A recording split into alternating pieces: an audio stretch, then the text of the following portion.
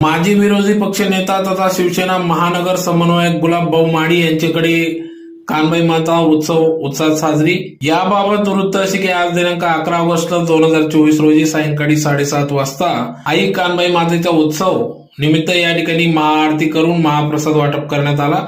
धुळे शहरातील सुभाषनगर गल्ली नंबर 14 बालगोपाल विजय व्यायाम शाळेजवळ माजी विरोधी पक्षनेता तथा शिवसेना धुळे महानगर समन्वयक गुलाब पैलवान माडी यांच्या वतीने दरवर्षी सालाबादाप्रमाणे श्री कानबाई माता उत्सव हा मोठ्या उत्साहात साजरी होत असतो।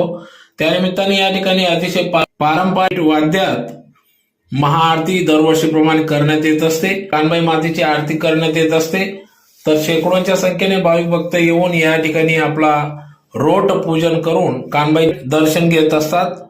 तर या कार्यक्रमाचे आयोजन ग.बा. शालाबाई जंगलू माडी